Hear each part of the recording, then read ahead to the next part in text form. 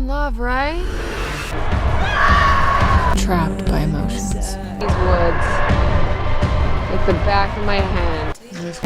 കാട്ടിലേക്ക് തന്റെ പങ്കാളികളെ കൊണ്ടുവന്ന് കൊല്ലുന്ന ഒരു ലെസ്ബിയന്. ഈ പെണ്ണിന്റെ കയ്യിൽ അകപ്പെട്ട ജൂൾസ് എന്ന നായിക ഈ സൈക്കോപാത്തിന്റെ കയ്യിൽ നിന്ന് ഇവളെ രക്ഷപ്പെടുമോ ഇല്ലയോ എന്നീ കഥകൾ പറയുന്ന 2018 ഒരു കനേഡിയൻ സൈക്കോളജിക്കൽ ഹൊറർ ചിത്രമാണ് വാട്ട് കീപ്സ് യു അലൈവ്. ഇനി കൂടുതൽ പറഞ്ഞു നീട്ടാതെ നമുക്ക് നേരെ കഥയിലേക്ക് കടക്കാം. സിനിമയുടെ തുടക്കത്തിൽ നമ്മളെ ഒരു ലെസ്ബിയൻ കപ്പിൾസിനെയാണ് കാണിക്കുന്നത്. ഇവരുടെ ഫസ്റ്റ് ആനിവേഴ്സറി ആഘോഷിക്കാൻ വേണ്ടി ഒരു കോട്ടേജിലേക്കാണ് വന്നിരിക്കുന്നത്. ഇതിൽ ഒരാളുടെ പേര് ജൂൾസ് എന്നും മറ്റേ ആളുടെ പേര് ജാക്കി എന്നുമാണ്. ഇവരിപ്പോ ഈ വന്നിരിക്കുന്ന കോട്ടേജ് ജാക്കിയുടെ മുത്തശ്ശന്റേതാണ്. അപ്പൊ ജാക്കി ഈ കാര്യങ്ങളൊക്കെ ജൂൾസിനോട് പറയുകയാണ്. അടുത്ത സീനിലെ ജൂൾസ് ജാക്കി അന്വേഷിച്ചു പോകുന്നതാണ് നമ്മളെ കാണിക്കുന്നത്. ജാക്കി കോട്ടേജിന്റെ വെളിയിൽ വന്ന് ഒരു വുഡൻ ഹൗസ് നോക്കി നിൽക്കുകയാണ്. ഇത് കാണുന്ന ജൂൾസ് നീ എന്താ ഇവിടെ നിൽക്കുന്നത് എന്ന് ചോദിക്കുമ്പോൾ ജാക്കി ഒന്നുമില്ലെന്ന് പറഞ്ഞ് ജൂൾസിനെ കൊണ്ട് തിരികെ കോട്ടേജിലേക്ക് പോകും. ഈ സമയത്താണ് അവരുടെ കോട്ടേജിന്റെ വെളിയിലായിട്ട് ഒരു കാറ് വരുന്നത്. അത് ആരാണെന്ന് നോക്കുമ്പോൾ അതിനുള്ളിൽ ജാക്കിയുടെ ഒരു ചെറുപ്പകാലത്തെ സുഹൃത്തായ സാറയായിരുന്നു ഉണ്ടായിരുന്നത്. ഇവിടെ സാറ ജാക്കിയുടെ പേര് മെഗൻ എന്നാണ് പറയുന്നത്. ഇത് കേൾക്കുന്ന ജൂൾസിന് എന്തോ ഒരു പന്തികേട് പോലെ തോന്നും. കാരണം ഇപ്പൊ ഇവർ ഒരു വർഷത്തെ ആനിവേഴ്സറിക്കാണ് വന്നത്.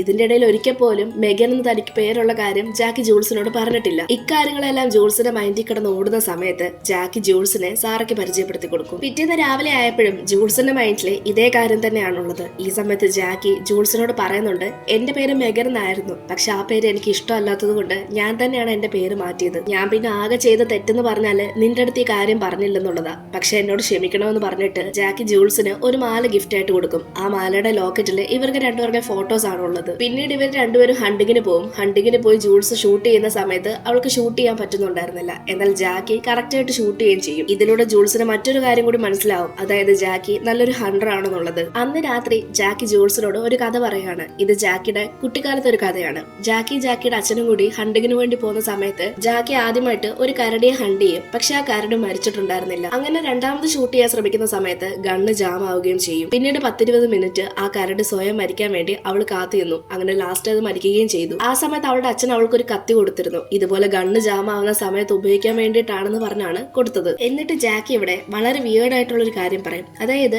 നമുക്ക് ജീവിക്കാൻ ആവശ്യമുള്ള കാര്യം തന്നെ നമ്മൾ നശിപ്പിക്കണമെന്ന്. ഇത് അവളുടെ അച്ഛൻ പറഞ്ഞു കൊടുത്തതാണെന്നും പറയുന്നുണ്ട്. പിന്നീട് പിറ്റേന്ന് രാവിലെ ജൂൾസ് എഴുന്നേറ്റ് നോക്കുന്ന സമയത്ത് ജാക്കി തന്റെ കൂടെ ഇല്ലായിരുന്നു. അവൾക്ക് പകരം ഒരു വോയിസ് മെസ്സേജ് വരും. അതിൽ പറയുന്നത് എന്തെന്നാല് വീട്ടിലേക്ക് കുറച്ച് സാധനങ്ങൾ വാങ്ങാൻ വേണ്ടി ഞാൻ കടയിലേക്ക് പോവാണ്, അവിടെയുള്ള പുഴ കടന്നു വേണം കടയിലേക്ക് പോകാൻ. ഇത് കേൾക്കുന്ന ജൂൾസിന് എന്തോ സംശയം തോന്നും. അങ്ങനെ ജൂൾസ് ബോട്ടും എടുത്തുകൊണ്ട് സാറയുടെ വീട്ടിലേക്കാണ് നേരെ പോകുന്നത്. പുഴയുടെ ഓപ്പോസിറ്റ് സൈഡിലാണ് സാറ ഉള്ളത്. അവിടെ സാറയുടെ ഹസ്ബൻഡും ആണ് ഉള്ളത്. മാത്രമല്ല ഇവര് 3 പേര് ചേർന്ന ഫ്രണ്ട്സ് ആയിരുന്നു. സാറ, ജാക്കി, പിന്നെ ജെന്നി എന്ന് പറയുന്ന ഒരാളും കൂടി ഉണ്ടായിരുന്നു. പക്ഷെ ജെന്നി വെള്ളത്തിൽ മുങ്ങി മരിച്ചു എന്നാണ് സാറ പറയുന്നത്. ഇത് കേൾക്കുന്ന ജൂൾസിന് വീണ്ടും സംശയം തോന്നും. കാരണം ഇത്രയും നല്ല ഫ്രണ്ട്സ് ആയിട്ട് ഫ്രണ്ട്സിനെ പറ്റിയുള്ള കാര്യങ്ങളൊന്നും ജാക്കി ജൂൾസിനോട് പറഞ്ഞിട്ടില്ല. പിന്നീട് തിരിച്ച് കോട്ടേജിലേക്ക് പോകുന്ന സമയത്ത് ജൂൾസ് ജാക്കിയെ കാണും. ജൂൾസ് ജാക്കിയോട് ഇതിനെപ്പറ്റി ചോദിക്കും. കാരണം ഇത്രയും നല്ല ഫ്രണ്ട്സ് ആയിട്ട് നീ എന്നോട് ഇവരെ പറ്റി ഒന്നും പറഞ്ഞിട്ടില്ലല്ലോ, നിന്റെ കൂട്ടുകാരി മരിച്ച കാര്യങ്ങളും പറഞ്ഞില്ല, എന്താണെന്നൊക്കെ ചോദിക്കും. ഇത് കേൾക്കുന്ന ജാക്കി പറയും ജെന്നി അവളുടെ ബെസ്റ്റ് ഫ്രണ്ട് ആയിരുന്നു. ഒരു ദിവസം അവർ രണ്ടാളും തമാശയ്ക്ക് പുഴയിൽ റേസിംഗ് വെക്കും. അവള് പുഴയുടെ പകുതിയോളം കടന്നിട്ടുണ്ടായിരുന്നു.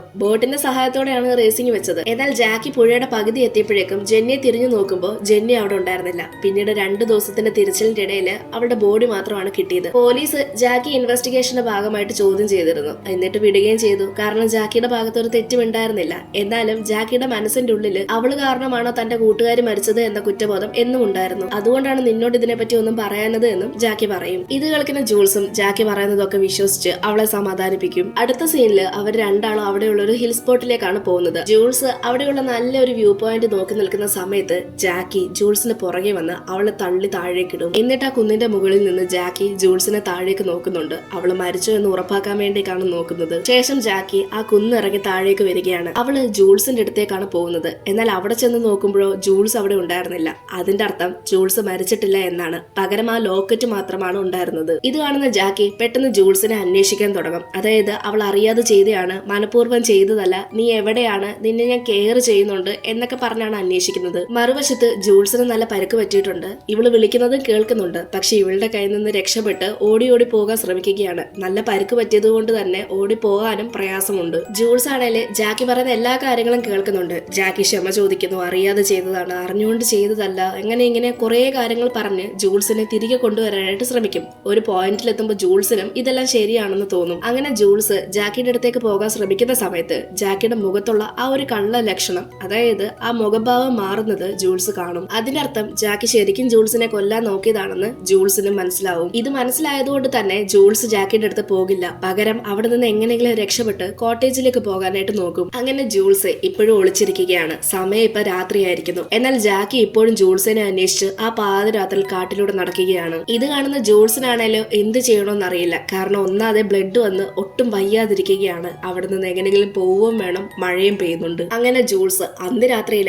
ആ കാട്ടിൽ തന്നെ കഴിയും. പിറ്റേന്ന് രാവിലെ ആവുമ്പോൾ ജൂൾസ് എങ്ങനെയൊക്കെ തപ്പിത്തടഞ്ഞ് കോട്ടേജിലേക്ക് വരും. ഇതേ സമയം ജാക്കി ആണേല് ഗണ്ണൊക്കെ എടുത്ത് ജൂൾസിനെ അന്വേഷിച്ച് കാട്ടിലേക്ക് പോയിരിക്കുകയാണ്. മറുവശത്ത് ജൂൾസ് കോട്ടേജിൽ വന്ന് ആരെങ്കിലും ഹെൽപ്പിന് വേണ്ടി വിളിക്കാമെന്ന് നോക്കും. എന്നാൽ ഇന്റർനെറ്റ് അവിടെ കിട്ടുന്നുണ്ടായിരുന്നില്ല. ശേഷം അവള് ഫസ്റ്റ് എയ്ഡ് കിറ്റ് എടുത്ത് തന്റെ ശരീരത്തുള്ള മുറിവുകളൊക്കെ ക്ലീൻ ചെയ്ത് വൃത്തിയാക്കും. ഇതേ സമയം അവിടേക്ക് ജാക്കി വരും. എന്നാൽ ജാക്കി വരുമ്പോഴേക്കും ജൂൾസ് അവിടെ നിന്ന് പോയിരുന്നു. കോട്ടേജിനുള്ളിൽ ഫസ്റ്റ് എയ്ഡ് കിറ്റും ക്ലീൻ ചെയ്തതിന്റെ എല്ലാ കാര്യങ്ങളും കാണും. അതുകൊണ്ട് തന്നെ ജാക്കിക്ക് ജൂൾസ് അവിടെ വന്നെന്നുള്ള കാര്യം മനസ്സിലാവും. മറുവശത്ത് ജൂൾസ് ആണേല് ബോട്ടും എടുത്ത് പുഴ കടന്ന് അപ്പുറത്തേക്ക് പോകാനായിട്ട് ശ്രമിക്കുകയാണ്. ഇതേ സമയം വീണ്ടും അവിടേക്ക് ജാക്കി വരും. ഇപ്രാവശ്യം ജാക്കി ജൂൾസിനെ കൈയോടെ പിടിക്കും. ജാക്കി മറ്റൊരു ബോട്ട് എടുത്തോണ്ട് വന്ന് ജൂൾസിന്റെ ബോട്ടിൽ കയറുകയാണ് ചെയ്യുന്നത്. ജൂൾസിന് ഒരുപാട് ആരോഗ്യം ഇല്ലാത്തത് കൊണ്ട് സ്പീഡിൽ പോകാനും സാധിക്കില്ല. ഇതേ സമയം പുഴയുടെ അപ്പുറത്തെ സൈഡിൽ നിന്ന് സാറയുടെ ഹസ്ബൻഡ് ഇതെല്ലാം കാണുന്നുണ്ട്. എന്നാൽ ക്ലിയർ ആയിട്ട് കാണാൻ സാധിക്കുന്നുണ്ടായിരുന്നില്ല. കാരണം അല്പം ദൂരെയാണ് ഇവർ രണ്ടാളും ഉള്ളത്. അതുകൊണ്ട് സാറയുടെ ഹസ്ബൻഡിന് ഇവർ രണ്ടാളും ശരിക്കും എന്താണ് ചെയ്യുന്നത് എന്ന് ക്ലിയർ ആയിട്ട് കാണില്ല. അയാൾ അവിടെ വന്ന് നിങ്ങൾ എവിടെ പോവാ എന്നൊക്കെ പറഞ്ഞ് ചുമ്മാ കാര്യങ്ങളൊക്കെ സംസാരിച്ചൊക്കെ പോകും.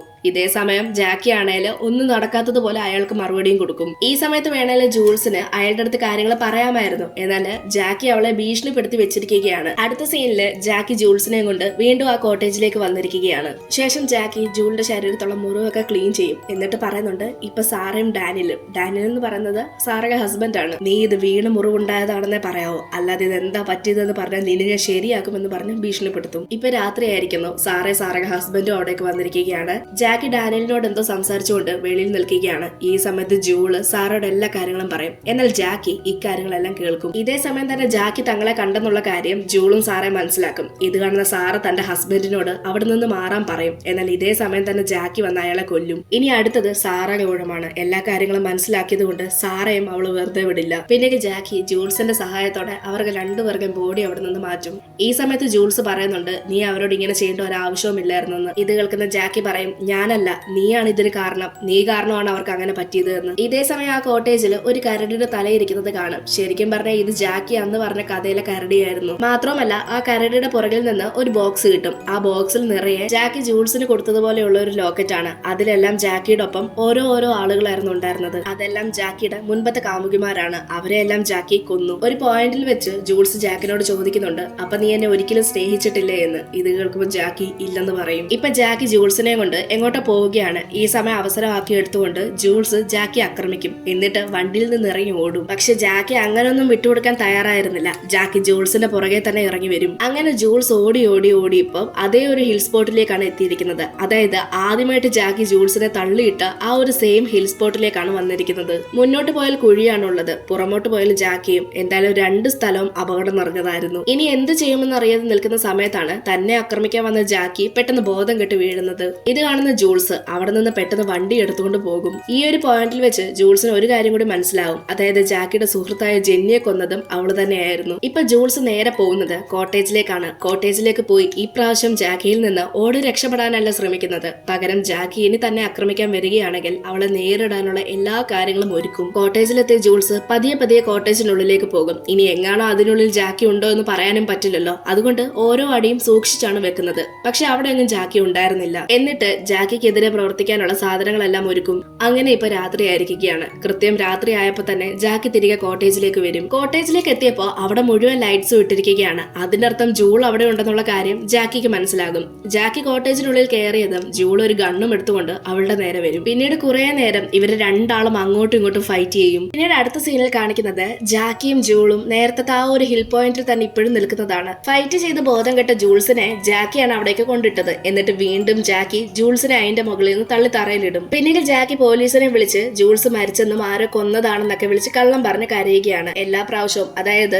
ഇതിനു മുൻപുള്ള കാമുകിമാരോടും ജാക്കി ഇതേ കാര്യം തന്നെയാണ് ചെയ്തത്. പിന്നീട് അടുത്ത സീനിൽ നമ്മളെ ജാക്കി റൂമിലേക്ക് ഓടി വരുന്നതാണ് കാണിക്കുന്നത്. അതായത് ആ ഒരു കോട്ടേജിലേക്ക് ഓടി വരികയാണ്. കാരണം അവൾക്ക് സമയത്തിന് ഇൻസുലിൻ കുത്തിവെക്കണം. അങ്ങനെ ഇൻസുലിൻ കുത്തിവെച്ചതിന് ശേഷം അവിടെ ഉണ്ടായിരുന്ന ലാപ്ടോപ്പ് എടുത്ത് നോക്കുമ്പോൾ അതിലൊരു വീഡിയോ പ്ലേ ആവുന്നു. അതിനുള്ളിൽ ജൂള് കുറച്ച് കാര്യങ്ങൾ പറയുന്നതാണ് കേൾക്കുന്നത്. ആ വീഡിയോയിൽ ജൂള് പറയുന്നത് എന്തെന്നാല്, നീ ഇപ്പൊ കുത്തിവെച്ച ഇൻസുലിൻ ഹൈഡ്രജൻ പെറോക്സൈഡ് ആയിരുന്നു ഉണ്ടായിരുന്നത്, അത് ഞാൻ തന്നെയാണ് മാറ്റിയത്. ഏതാനും നിമിഷങ്ങൾക്കുള്ളിൽ തന്നെ നീ മരണപ്പെടും. ഇത് കേൾക്കുന്ന ജാക്കി എന്ത് ചെയ്യണമെന്നറിയാതെ ആകെ ടെൻഷനായി ഇരിക്കുകയാണ്. പിന്നീട് ജാക്കി അവിടെ നിന്ന് കാട്ടിലൂടെ ഓടി പോകുന്നതാണ് കാണിക്കുന്നത്. അങ്ങനെ ഓടി ഓടി അവൾ എങ്ങോട്ടൊക്കെയോ പോകുന്നുണ്ട്. അവൾക്കാണെങ്കിൽ ശരിക്കും ബോധം പോലും ഇല്ല. ഇങ്ങനെ ഓടിപ്പോകുന്ന വഴിയിൽ ഇടയ്ക്ക് വെച്ച് ജാക്കി നിലത്തേക്ക് വീഴുകയാണ്. അതേസമയം തന്നെ അവളുടെ നേരെ ഒരു കരടിയും വരുന്നുണ്ട്. അങ്ങനെ കരടി ജാക്കിയുടെ കഥ അവസാനിപ്പിക്കും. മറുവശത്ത് നമ്മളെ വീണ്ടും ജൂൾസിനെയാണ് കാണിക്കുന്നത്. ജൂൾസ് ഇപ്പോഴും അവിടെ തന്നെ കിടക്കുകയാണ്, പക്ഷെ മരിച്ചിട്ടുണ്ടായിരുന്നില്ല. ആ ഒരു സീൻ അങ്ങനെ കാണിച്ചുകൊണ്ടാണ് ഈ ഒരു മൂവി തീരുന്നത്. പക്ഷെ എന്തിനായിരിക്കും ജാക്കി ഇങ്ങനെ എല്ലാവരോടും ചെയ്യുന്നത്? നിങ്ങൾക്ക് എന്താണ് തോന്നുന്നത് എന്ന് കമന്റായി രേഖപ്പെടുത്തൂ. മൂവിയെ പറ്റി എന്തെങ്കിലും സംശയങ്ങളോ അഭിപ്രായങ്ങളോ ഉണ്ടെങ്കിൽ അത് തീർച്ചയായിട്ടും കമന്റുകളായി രേഖപ്പെടുത്തുക.